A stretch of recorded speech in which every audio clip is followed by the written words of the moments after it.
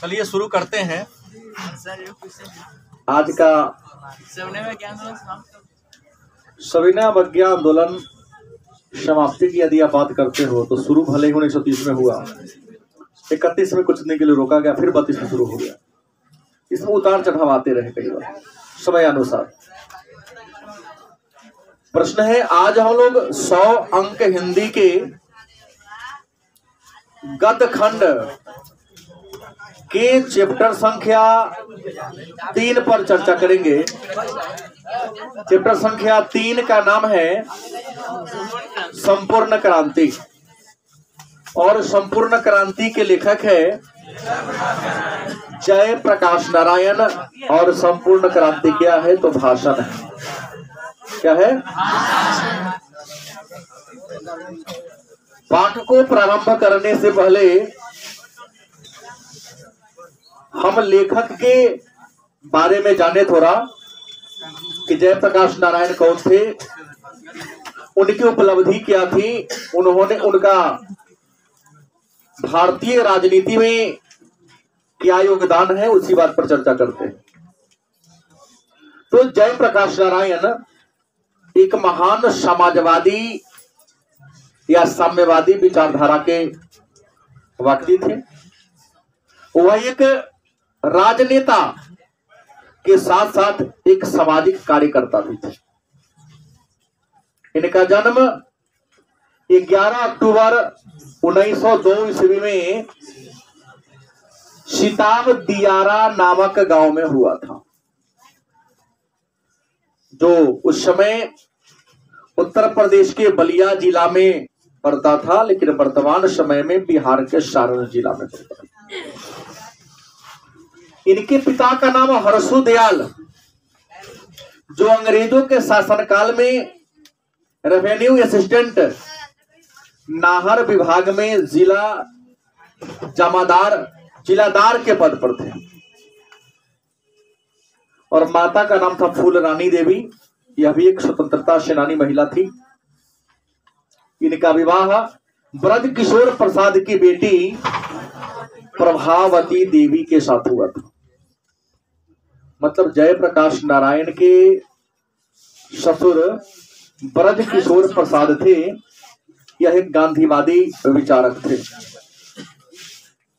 जयप्रकाश नारायण के बचपन का नाम बाउल था, और लोगों ने इनकी लोकप्रियता के कारण इन्हें लोकनायक उपनाम से बुलाया। मतलब जयप्रकाश नारायण का उपनाम लोकनायक। इन्हें हम लोग जेपी, संक्षेप में जेपी के नाम से भी जानते हैं। 1974 के छात्र आंदोलन के समय इन्होंने संपूर्ण क्रांति का नारा दिया था, और 1998 ईस्वी में इन्हें भारत रत्न पुरस्कार से सम्मानित किया गया, या यूं कहो पुरस्कृत किया गया। इतना लिखेंगे तो आपको 2 नंबर मिल जाएगा। 8 अक्टूबर 1879 को इनकी क्या हो गई? मृत्यु हो गई। मतलब मृत्यु की बात करें, अगर इनके हम मृत्यु की बात कर ले तो 8 अक्टूबर 1979 8 अक्टूबर 1979 ईस्वी को इनकी क्या हो गई? और सहयोग आंदोलन जो महात्मा गांधी ने 1920 में प्रारंभ किया था, और सहयोग आंदोलन के दौरान इन्होंने पढ़ाई लिखाई छोड़ दिया, कॉलेज छोड़ दिया। 1922 में उच्च शिक्षा प्राप्त करने के लिए अमेरिका गए थे, और अमेरिका के कैलिफोर्निया, वर्कले, विस्कन्सन मेडिसन कॉलेज में इन्होंने शिक्षा प्राप्त किया।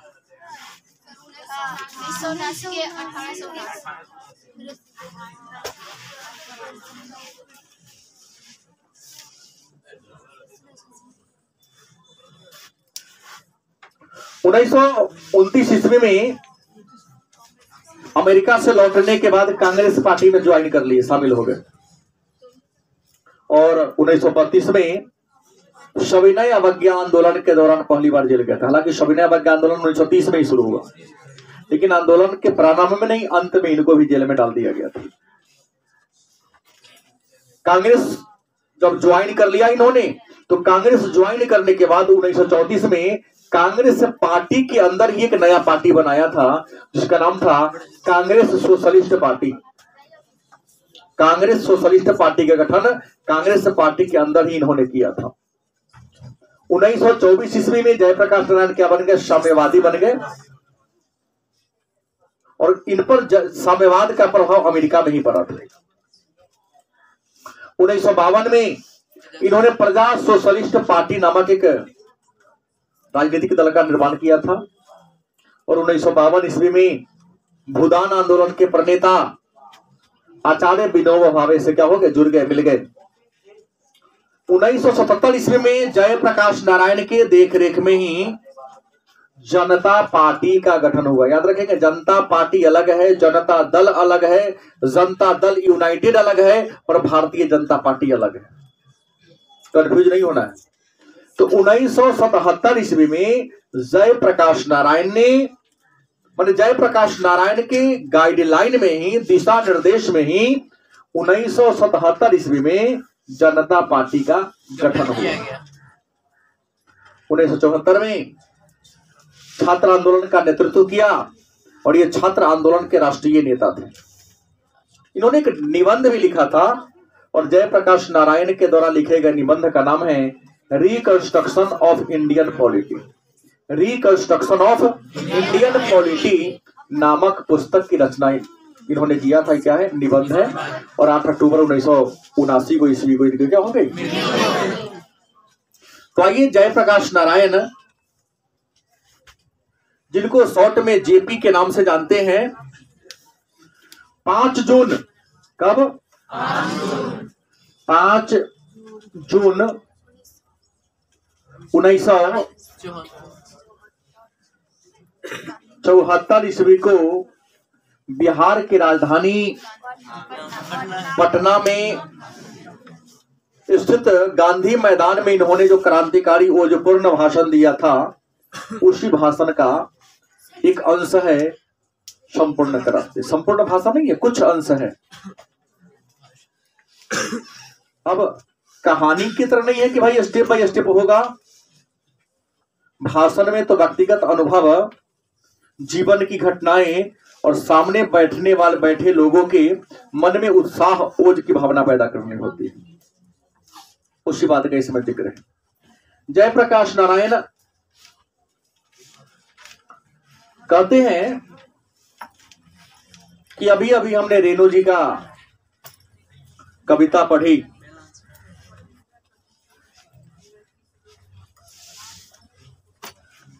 एक व्यक्ति कविता पाठ कर रहे थे, रेडियो पर उनकी कविता हमने सुनी। बगल में बैठे व्यक्ति ने पूछा किसकी कविता थी। उन्हें भला वह कौन इंसान है जो रेणी जोगे नहीं जानता है? नहीं, आवाज ही उनकी पहचान थी और व्यक्तित्व ही उनका निराला था। कहते हैं कि एक बार जयप्रकाश नारायण अपने मद्रास में अपने एक मित्र ईश्वर अय्यर के साथ मद्रास में ठहरे थे। अपने परम मित्र ईश्वर अय्यर के साथ मद्रास में ठहरे थे। वहां दिनकर जी भी थे। कौन थे? राष्ट्रकवि रामधारी सिंह दिनकर, जिनसे गंगा बाबू मिलने आए थे। इसी क्रम में जयप्रकाश नारायण का मुलाकात गंगा बाबू से भी हो गया, दिनकर से भी हो गया।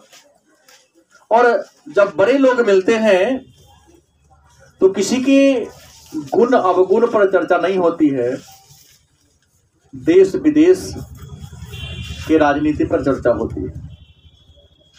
लोग बैठे टेबल पर चाय पिए और बात छिड़ गई राजनीति की। राजनीति की बात छिड़ गई तो इन्होंने लिखा कि आज जो लंबा अवधि के अवसर पर स्वराज्य हमको मिला है, क्या मिला है? देश 1947 में आजाद हो गया। लेकिन आजादी के बाद जो हम जनता को स्वराज मिला है, अपना राज मिला है, वास्तव में यह स्वराज उचित नहीं। जनता ने, हमारे स्वतंत्रता सेनानियों ने जो सोचकर अपने प्राणों को आहुति दे दी, वह लक्ष्य पूरा नहीं हुआ। क्योंकि आजादी के बाद भी हमारे देश में, आजादी 47 में मिली और यह भाषण 74 में हुआ,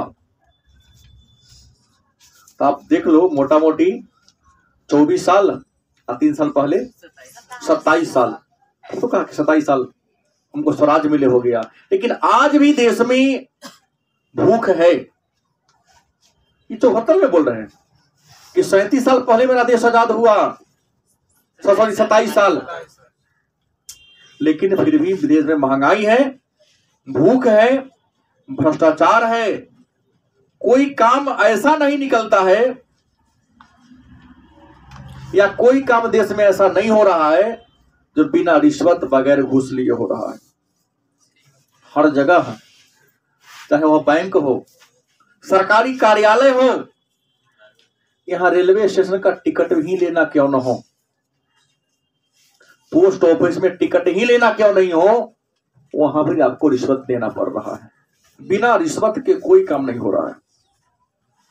हर तरह से जनता का शोषण किया जा रहा है, हर प्रकार से जनता को दबाया जा रहा है। लेकिन दुख तब और ज्यादा हो जाता है कि आज केवल सरकारी संस्थाएं रिश्वत की नदी में डूब गई है। ये दुख नहीं है, दुख इस बात का है कि आज शिक्षण संस्थाएं भी भ्रष्ट हो चुकी है। शिक्षण संस्थान के भ्रष्ट होने के कारण आज हजारों नौजवान का भविष्य अंधकार में डूबा हुआ है। गलत किसे? कहीं न कहीं हम शिक्षकों की नैतिकता इतनी गिर चुकी है कि 12वीं में पढ़ने वाले बच्चे को 10% शुद्ध लिखने नहीं आ रहा है। गलत सही? मैं अपना नाम लिया हूं, इसमें हमारे व्यक्तित्व में ही, मतलब हम शिक्षकों के व्यक्तित्व में ही कमी है। पैसा लेते हैं, बेटा तू पढ़ या ना पढ़ इससे मतलब नहीं है, पैसा दे दिया ना, काम जय जय हो गया। और बच्चे भी यही चाह रहे हैं। कितना सुंदर से, सुनने में बुरा लगता होगा लेकिन बड़ी शांत चित्त, प्रसन्न चित्त से सुन रहे हो। छात्र यदि अपने दायित्व को, अपने उत्तरदायित्व को ईमानदारी से निर्वाह करे तो शिक्षक भी ईमानदार हो जाएंगे। गलत सही? आज जो इतनी भीड़ दिखने को, हर बैच में इतना ही भीड़ दिखने को मिल रहा है, भ्रम में न रहे। गलत सही? इसलिए हो रहा है केवल मैं बोल रहा हूं, आपको कुछ करना नहीं है। जैसे हम यहाँ सुनना, पढ़ना, लिखना, सुनाना शुरू कर दे, उधर क्या होते हैं, छोड़ बोरिंग हो, सर्व घर ही तैयारी हो जाएगा। नहीं, एक बार में 400-400 लोग बैठ जाते हैं, पढ़ाई थोड़ी ना होती होगा, मनोरंजन होता है। पिछले बेंच पर बैठे खैनी रगड़ते रहते हैं, मोबाइल चलाते रहते हैं, फ्री फायर जो बाबूजी का विरासत है उसी को संभालते रहते हैं। हम कई क्लास में, जो बड़े बड़े क्लास में गया हूं, देखा हूं कि पीछे वाला शिखर, दीवार शिखर से गंदा हो चुका है। कई कोचिंग में गया हूं, मैं देखता हूं गंदा हो चुका है। बच्चे शिखर खाते हैं, क्योंकि जिसको घर में पेशाब करने का आदत हो तो फुटबे करेगा। यहाँ सही बोल रहा हूँ? मंदिर है ये शिक्षा, जहां ज्ञान लेने आते हो। फेंकता वही है जिसको अपने घर में बिछौना पर सोता है, बिछावन पर सुसु करने की आदत हो। मेरे यहाँ नहीं फेंकता है, जानता है कि यहाँ अगर फेंकाएगा तो कल से गर्दने नहीं रहेगा कि शिखर खा लेगा, पीछे घुमा देंगे, आगे के पीछे कर देंगे। तो पीछे से क्या ना मुंह में थूकेगा, पीछे से फाड़ के पीछे तो गिराएगा नहीं, गिराएगा तो मुंह ना करेगा, ऐसा करेगा तो फिर डराएगा नहीं। शिक्षण संस्थाएं भी भ्रष्ट हो चुकी हैं। अगर सही दिशा ज्ञान टीचर दें तो शिक्षण छात्र बिगड़ जाएगा? नहीं।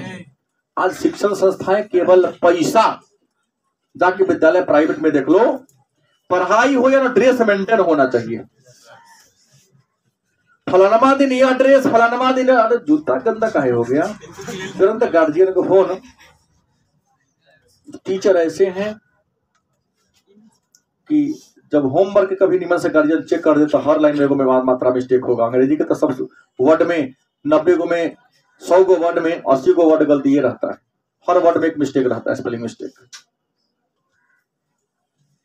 नहीं, बच्चे होमवर्क बना के लेके टीचर कंप्लेन नहीं करते हैं, बच्चा का ड्रेस गंदा था, गलती की सही। तो शिक्षण संस्थाएं भ्रष्ट हो चुकी है। छात्र पढ़ने वाले छात्र पढ़ते हैं और शिक्षा के लिए दर दर की ठोकर खाते हैं, फिर भी नौकरी नहीं मिल रही है। नौकरियां मिलती है, नौकरी के लिए भी घूसखोरी। बिहार की तो बात ही छोड़ निराली है। ऐसे ऐसे महापुरुष सीतामढ़ी में हैं जिनका पीटी में, दरोगा वाला पीटी में रिजल्ट नहीं था। मुख्य के दिन में सीतामढ़ी शहर पर घूमते देखा, सीतामढ़ी में शहर में उसको देखा, और मुख्य पर रिजल्ट फाइनल में सब मेरा रिजल्ट है। जो पीटी नहीं देता है, जो मुख्य परीक्षा नहीं देता है, फाइनल में उसका क्या आता है, रिजल्ट आ जाता है। पढ़ने वाले जो योग्य होनहार है रोड पर उगा रहे हैं, और जिसको दिन भर इन्होंने करते रहेगा, देखते उसका हमारे बिहार पुलिस में रिजल्ट आया है, सिपाही में रिजल्ट आया है, नौकरी मिल रही है। तो 30% सीट ऊपर से नेता लोग बेच ले रहे हैं। तो चुनाव में खर्च निकालना है उन्हें। सेटिंग ऊपर लेवल से होती है, नाम नहीं कहूंगा मैं, नीचे से जब ऊपर, पहले नीचे लेवल से होती थी तो 10-20 हजार में काम चल जाया करता था, ऊपर लेवल से होती। शिक्षक की बहाली में हम गया था, एक बार हमारा कागज एक टीचर वहां देखा, कर्मचारी शिक्षा सीतामढ़ी जिला के कर्मचारी देखा, कहा कि आप ट्यूशन पढ़ाते हैं? जी सर, कोचिंग तो पढ़ाता हूँ। तो अब तो लाइए ना 5 लाख रुपया, हम सब बेरोजगार रह जाएंगे लेकिन 1 रुपया नहीं। ये मेरा प्रण है। होगा तो ये अपना लाइन में आएंगे, लाइन से होगा, बेलाइन में जाकर नहीं होगा। तब दीजिए ना 5 लाख रुपया, बैंक डेट में आपका हम कर देंगे, 3 लाख आप आपको मिल जाएगा, 2 लाख हमको पड़ेगा, ये काम कहीं नहीं करेंगे। गलती की सही, सच्ची बात, अपने ऊपर भी कहानी बता रहा हूं। यहां लिखते हैं जयप्रकाश, हर जगह करप्शन हो गया है।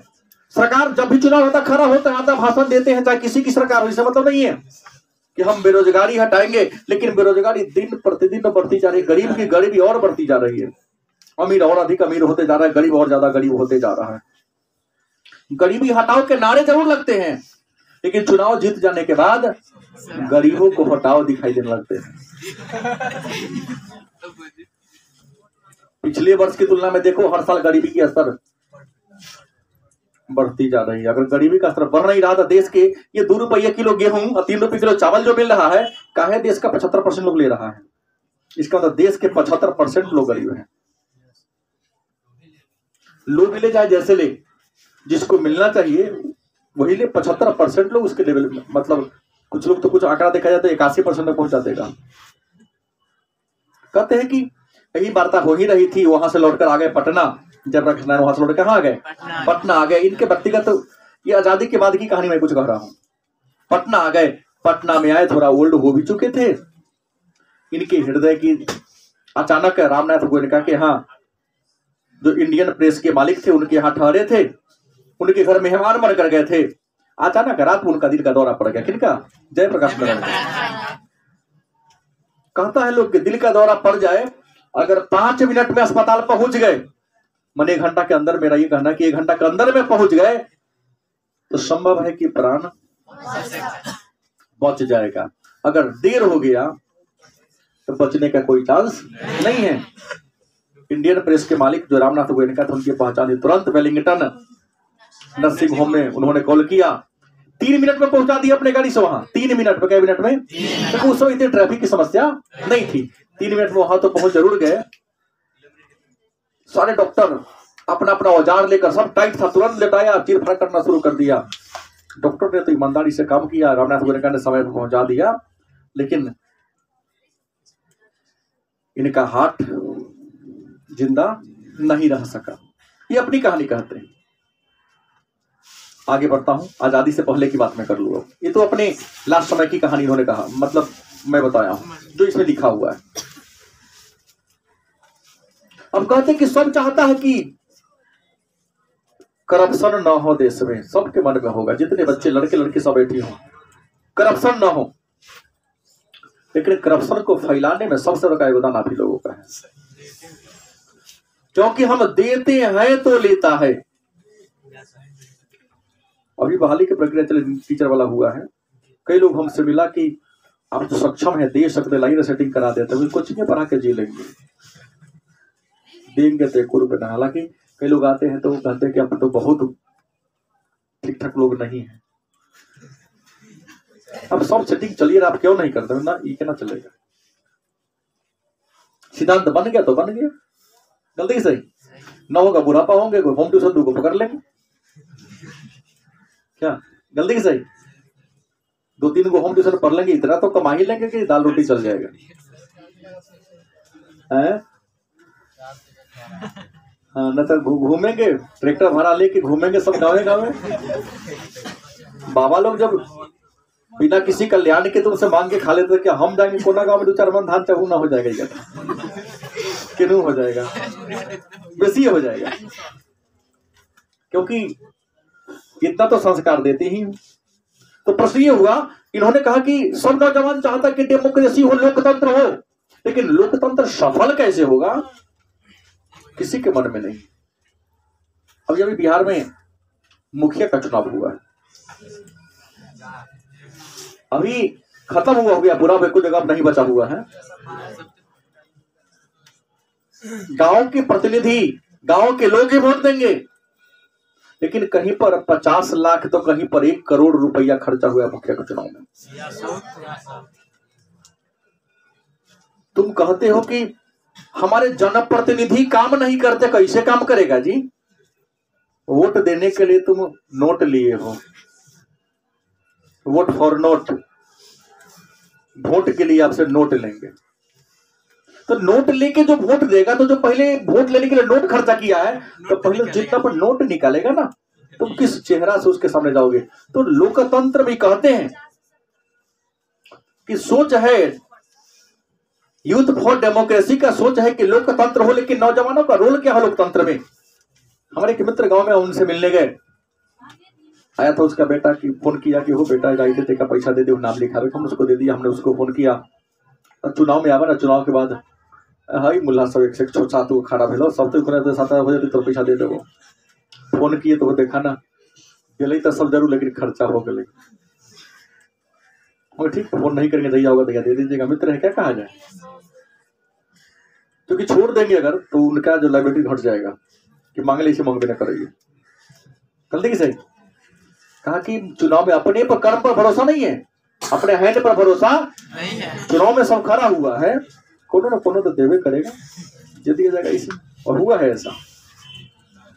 तो प्रश्न किया कि युवाओं का क्या रोल है? कहने के लिए नौजवान है, लेकिन हो गया है सब बूढ़ा। कभी कहते हैं कि आज देश का भविष्य इसलिए अंधकार में हो गया है कि हमारे नौजवान ही विचार से बूढ़े हो गए हैं। चेंजिंग चाहता है, लेकिन चेंजिंग लाना नहीं चाहता है। आदर्श की बात बोलेगा, लेकिन उस आदर्श को अपने पर थोपना नहीं चाहता, लाना नहीं चाहता है। नहीं, समाज को बदलने के लिए लंबा लंबा भाषण देने के लिए खुद को बदलना नहीं चाहता है। गलती की सही? तो ये जयप्रकाश नारायण जी का कहना है, हर इंसान को अपने आप के अंदर जो नेता का गुण है, उस नेता के गुण को उभारना चाहिए, और हर इंसान को नेतृत्व करनी चाहिए, क्योंकि नेतृत्व करोगे, अगर बुराई होगी क्या करोगे? विरोध करोगे। जैसे हम आप बात करते आम आदमी पार्टी एक बहुत बड़े, हम आम आदमी हैं कि पहला घुसखोरी हुआ तो हम आपके पार्टी घुसखोरी लेके झाड़ू लेके चलते हैं, लेगो तो ये करेंगे।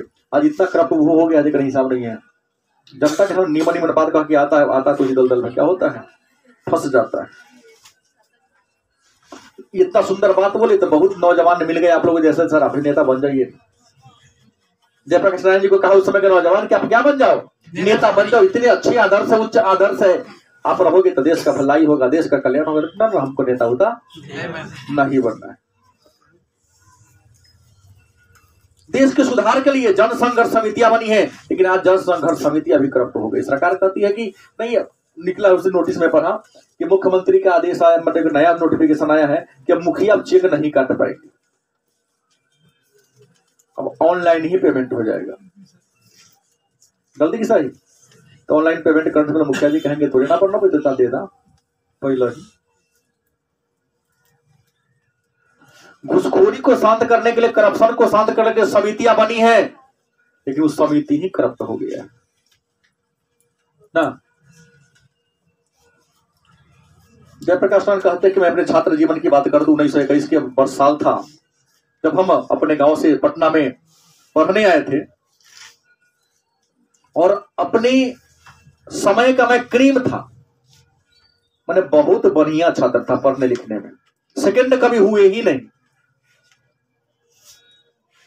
हुआ कि इंटर मैट्रिक पास कर गए, आईएससी में नाम लिखाना है, हमको साइंस पढ़ने की रुचि थी। सिलेक्शन कहां हो गया? पटना साइंस कॉलेज में भी हुआ, अच्छा पढ़ाई होता था, लेकिन महामना मदन मोहन मालवीय ने काशी हिंदू विश्वविद्यालय की स्थापना किया था। वहां नाम लिखाने के लिए इंट्रांस देना पड़ता था, आज भी इंट्रांस से होता है। बीएचयू का नियम है कि वही छात्र पढ़ेगा जो इंट्रांस में क्या होगा, पास होगा। इंट्रांस की बात आई तो महामना मदन मोहन मालवीय ने ही कहा कि तुमको इंट्रांस नहीं लेंगे, तुम्हें नाम लिखा लो, यहीं पर पढ़ो। उनके प्रति हमारी श्रद्धा थी, स्नेह था, उनका मैं सम्मान करता था, लेकिन मैं ठुकरा दिया कि ना, उस विद्यालय में हम नहीं पढ़ेंगे जहां लोग नाम लिखाने के लिए अपने आप को भाग्यशाली समझते हैं। हम बीएचयू में पढ़ते हैं, गर्व फील करते हैं, उसमें जयप्रकाश नारायण ने पढ़ने से क्या कर दिया, नाम लिखाने से इनकार कर दिया। क्यों? क्योंकि सिद्धांत था कि अंग्रेज, जिस काम में अंग्रेज का पैसा लगा हो उस काम को मैं नहीं करूंगा, क्योंकि वह सरकारी चंदा से चलता था, फंड से चलता था। तो इन्होंने क्या किया, बिहार विद्यापीठ से आईएससी की परीक्षा पास किया, लेकिन अंग्रेज के चंदा से चलने वाले। सिद्धांत बनाओ, जीवन में कुछ करना है तो सिद्धांत विहीन इंसान एक मृत जीव के समान होता है। इन्होंने कहा कि उसमें नहीं किया, इन्होंने बिहार विद्यापीठ से आईएससी की परीक्षा पास कर लिया। इन्होंने कहा कि जब हम हाई स्कूल में थे तभी हमने स्वामी सत्यदेव के भाषण को सुना था अमेरिका के बारे में। अमेरिका बहुत धनिक देश है, किसी चीज की वहां कमी नहीं है। तभी सत्यदेव के भाषण को ही सुनकर इनके मन में आ गया कि हमको भी अमेरिका में जाके पढ़ना है। लेकिन कहते कि पिताजी तो बहुत गरीब, तरीका ले खेत था, उस खेत से घर का बुताज माने खोराक चल जाता, ये बहुत बड़ी बात है। पिताजी की कमाई भी इतनी नहीं थी, क्योंकि अंग्रेजों के शासनकाल में नहर विभाग के जिलेदार थे, रेवेन्यू असिस्टेंट थे, नॉन गजेटेड ऑफिसर। बड़ी मुश्किल से 1 महीना का चावल दाल रोटी चलता था। तो किस मुंह से पिताजी को कहे कि पिताजी हमको अमेरिका भेजिए पढ़ने के लिए? लेकिन क्योंकि उनकी हैसियत ही नहीं थी।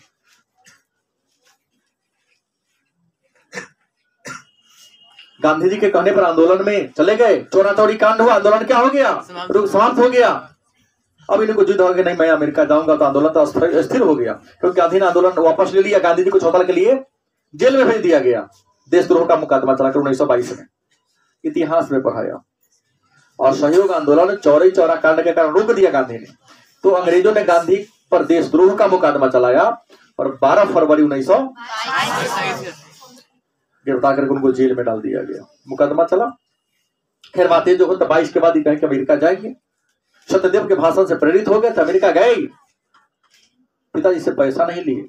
लिखते हैं कि मैं अमेरिका गया। ये छात्रों को देखो, अपने से बड़े से प्रेरित हो, उनके जीवन चरित्र को पढ़ो, अगर अपने जीवन में उतारने का प्रयास करो तब आगे बढ़ोगे। ये सलमान खान, अमिताभ बच्चन के जीवन से कुछ होने जाने को, ये केवल चमक धमक की दुनिया है। नहीं, सितारों की दुनिया में खोना नहीं है कि 2 गाना गाएंगे हम बन जाएंगे, खेसारी लाल बन जाएंगे। नहीं, खेसारी में कोनो कोनो बनता है, अमिताभ बच्चन कोनो कोनो बनता है। इसी बनने के चक्कर में कितना नौजवान का लाइफ मुंबई में बर्बाद हो गया है, थोड़ी चक्का वाला काम कर रहा है। अपनी वास्तविकता को जीवन में आगे बढ़ना है तो अपने कदम को हमेशा धरातल पर टिकाए रहे, अपनी औकात के अनुसार। नहीं, मैंने कहा, एक कवि ने कहा कि अपनी पहुंची बिचारी के कर्तव्य करिए दौड़, ते पांव पसारिए जयती लंबी शोर। औकात जितनी हो, चादर की लंबाई जितनी हो, पांव उतना ही फैलाओ, नहीं तो जाड़ तो लगवे करेगी। चादर 2 हाथ के टांग फैला दोगे, 4 हाथ उघार रहेगा तो ठंडा तो लगेगा। अमेरिका गए, कहते हैं कि मैं अपने मित्रों के साथ बागान में काम किया, कारखाना में काम किया, जहां जानवर मारे जाते तो वहां भी काम किया, नाक को दबा कर वहां था फिर भी काम किया।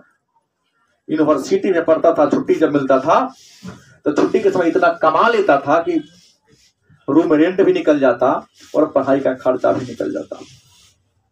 कहते जैसे ही कॉलेज से छुट्टी होता हम चल जाते रेस्तरां में, होटल में, बहुत बर्तन रखा होता, बर्तन को जल्दी जल्दी साफ कर देते। तो बर्तन साफ करने के एवज में हमको पैसा मिलता था और होटल में जो खाना बच जाता था वो भोजन में, होटल वाला अच्छा लोग था, भोजन दे देता था। तो रात में कोई भोजन नहीं बनाना पड़ता था, होटल का ही बचा हुआ खाना हमको देता था, खा लेते थे। दिन में भोजन बनता, 4 दोस्त थे, चारों दोस्त जोड़े खाना बनाते थे। कई बार वेटर का भी काम किया, खाना परोसने का। अवश्य था, वेटर का भी इन्होंने क्या किया, काम किया। एक रूम में 4 लोग रहते थे, 2 गो रजा या खटिया एगो, चारपाई एगो। तो बारी बारी से कि आज हम खटिया पर सोएंगे, चारपाई पर, तो कल तुम, ऐसे करके सोते थे। क्योंकि किसी तरह से गुजर काटना था, ज्ञान प्राप्त करना था। आज तो बच्चे पढ़ने आते हैं, सर जी पारा गर्म लगे। जब पंखा नहीं था, बल्ब नहीं था, तब आर्यभट्ट वराह में धनवंतरी जैसे पढ़ के विद्वान हो गए। 1 घंटा में तुमको गर्मी लग रही है तो तुम विद्यार्थी है कहाँ, लिप्सार्थी है। विद्यार्थी पढ़ रहा है, चिकनाने लगे, वो पढ़ने वाला नहीं है, वो तो खा खा के देह बनाने वाला है। आज के विद्यार्थी के रूप में लिपस्टिक मिल रहा है, स्ट्रोस पाउडर मिल रहा है, रैक पर किताब दिखता ही नहीं है। कहता क्या छात्र है, हम पकड़ाया है विद्यार्थी।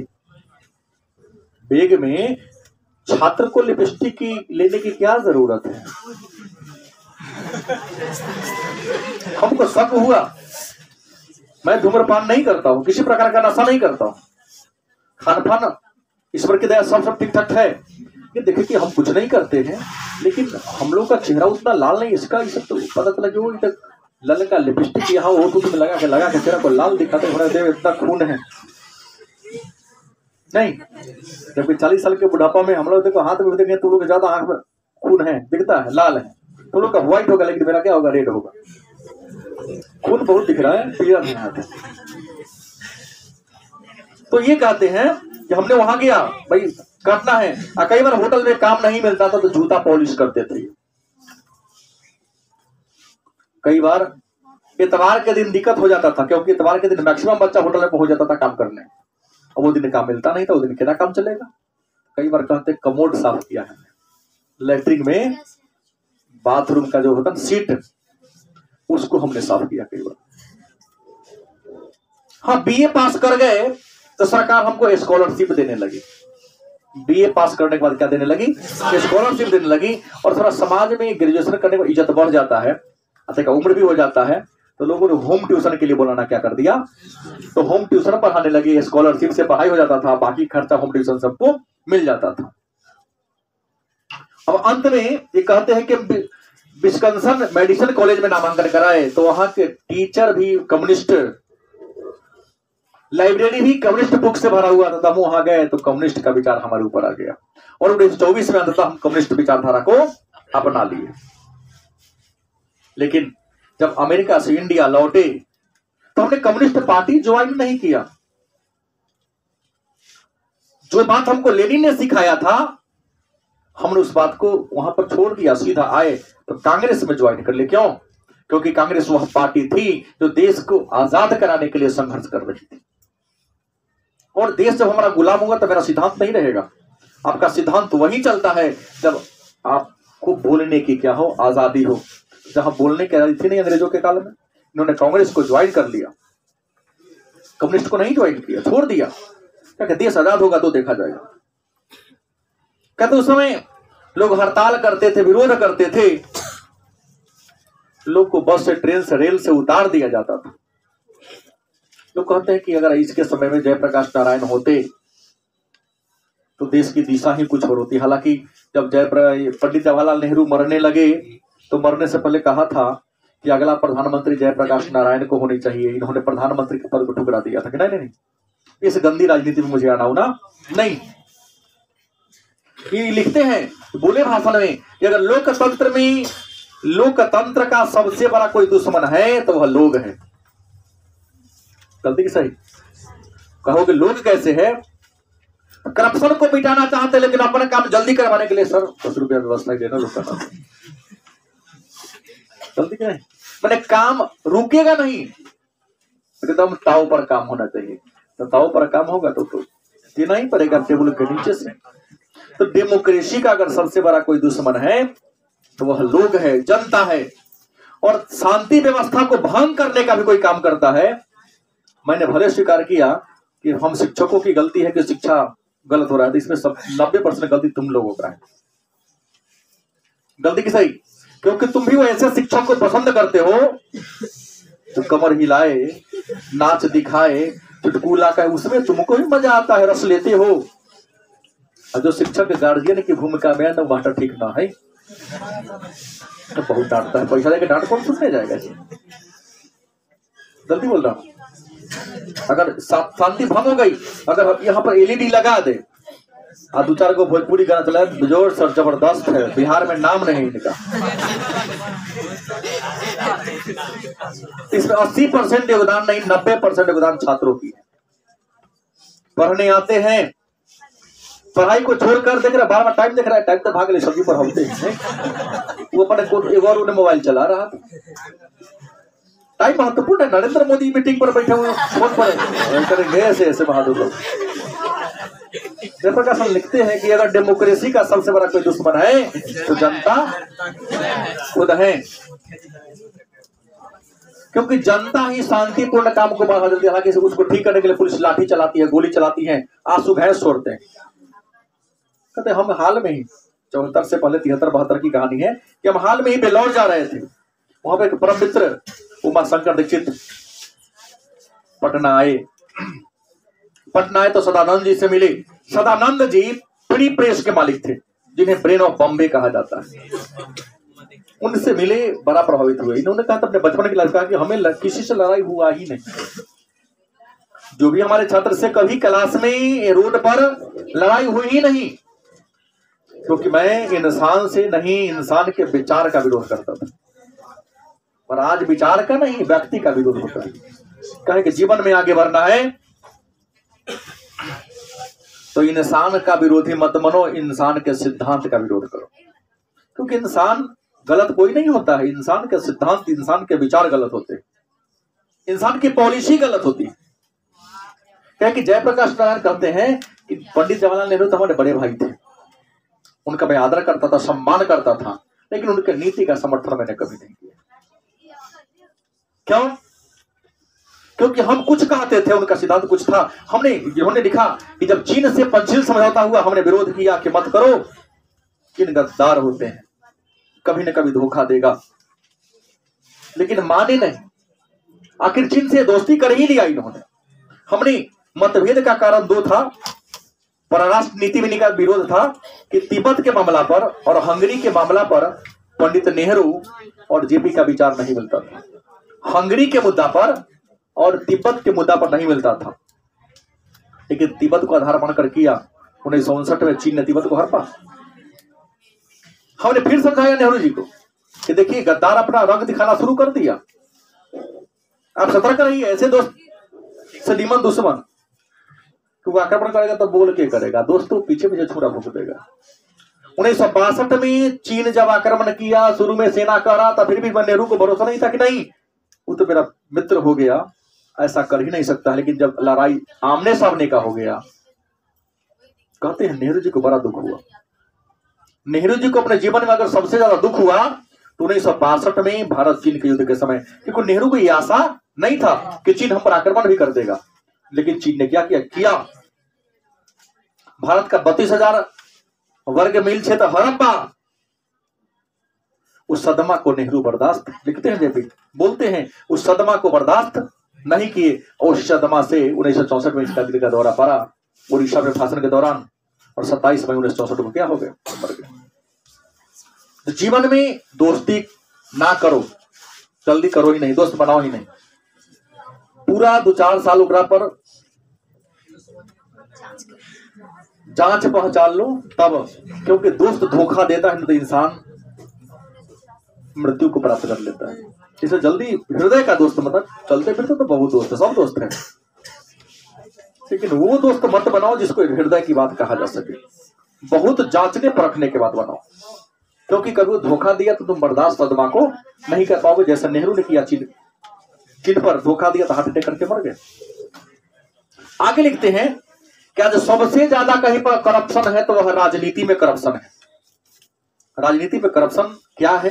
देखो, इलेक्शन का खर्चा देख लो, चुनाव का खर्चा देख लो। आज चुनाव में लोग करोड़ों रुपया खर्चा कर रहा है। एक तरफ नारा देता है कि गरीबी को हटाएंगे। रे गरीबी तब ना हटेगा जब गरीब राजनीति में आएगा। आज की बात करता हूं, एमपी में खड़ा होने के लिए सरकार का अपना लिखा हुआ कम से कम 72 लाख रुपया खर्चा कर सकता है। विधायक बनने के लिए सरकारी आंकड़ा है या 42 लाख रुपया खर्चा कर सकते हो। तो क्या किसी गरीब के पास 1 लाख रुपया होबे नहीं करता है, तो 42 लाख कहां से खर्चा करेगा? जल्दी सही। तो चुनाव को में से जो खर्चा के साइड कर दो, कहो कि जो सबसे कम खर्चा करेगा वही आएगा। कुछ नहीं लगाते हैं लोग की तरफ गरीबी हटाओ का नारा लगाते हैं, नारा देते कि हम समाजवाद को लाएंगे। समाजवाद को लाते हैं, ब्लैक मनी रुपया निकाल के चुनाव में बंटवाते हैं। देखिए ना, समाजवाद होगा? होगा? कभी नहीं होगा। अगर देश में सही में लोकतंत्र की स्थापना करनी है, समाजवाद की स्थापना करनी है, तो पहले आपको चुनाव के खर्च को क्या करना पड़ेगा? कम करना पड़ेगा। और दल विहीन लोकतंत्र की स्थापना करनी पड़ेगी। ऐसे लोकतंत्र बनाना पड़ेगा जहां कोई राजनीतिक दल हो ही नहीं। यहाँ व्यक्ति इंपॉर्टेंट होगा, जो व्यक्ति आदर्श होगा उसको लोग चुनेगा, पार्टी नहीं। भारत की बुराई पर इन्होंने कहा कि भारत इसलिए पिछड़ रहा है क्योंकि भारत में व्यक्ति महान नहीं है, दल महान है। और नेता लोग देश के लिए नहीं, अपने दल के लिए काम करते हैं। और जब तक यह देश नहीं हटेगी तब तक देश से करप्शन दूर नहीं होगी। तो ये इनके भाषण के द्वारा दिया गया कुछ अच्छी अच्छी बातों का संग्रह है। उम्मीद है कुछ बात आप लोग स्वीकार किए होंगे और जीवन में जयप्रकाश नारायण से सीख लेंगे और हमेशा अपने चरण को धरती पर रखते हुए आकाश में छलांग लगाने का प्रयास करेंगे। हवा में उड़कर हवा में छलांग कभी लगाया नहीं जा सकता है। तो आज की क्लास में